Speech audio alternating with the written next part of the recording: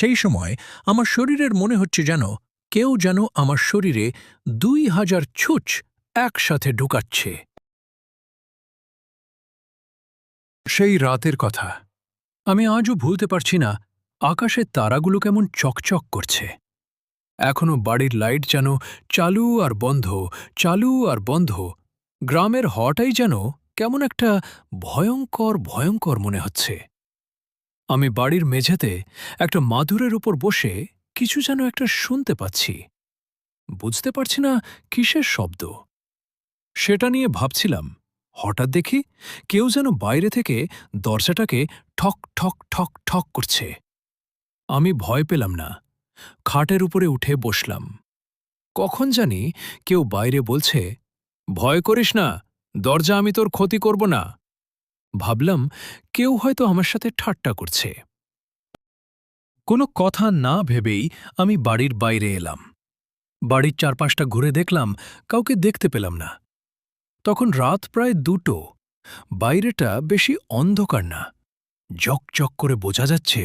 কাউকে কোথাও দেখতে পেলাম না। আমি বাড়ির ভেতরে চলে না। বাড়ির ভেতরে আসার কিছুক্ষণের মধ্যেই আবার যেন কেউ দরজার কাছে এসে দরজার কড়াটা নয়। আমি ভয় পেলাম। তারপর ভাবলাম হয়তো বাড়ার কোনো শয়তান ছেলে, এমনও তো হতে পারে। তারপর আবার হাতে হারিকেনটা নিয়ে বাইরে গেলাম।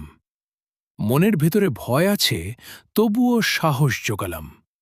আবার হারিকেনটাকে নিয়ে বাড়ি চারপাশটা করলাম। তখনও কাউকে দেখতে পেলাম না। এবার আমি বুঝতে পারলাম আমার সাথে কোনো দুর্ঘটনা করতে চলেছে। বুঝতে পারছি না কি করব। ধরে বাড়ির ভিতরে গেলাম। বাড়ির ভিতরে এই কথাগুলি ভাবছি আর গায়ে যেন কেমন কাটা দিচ্ছে। হঠাৎ পিছন থেকে কেউ যেন লাফিয়ে খাটের ওপারে চলে গেল। আমি পাশ করতেই কোথাও কেউ নেই। কিছুক্ষণ পর যেন আমার দিকে দৌড়ে আসছে। কাছে যখন এলো তখন বুঝতে পারলাম এটা কোনো পাড়ার ছেলে পেলে নয়। এ আবার গলাটা কে জড়িয়ে ধরতে আসছে। ঠিক সেই সময় আমার ঘুমটা ভেঙে গেল।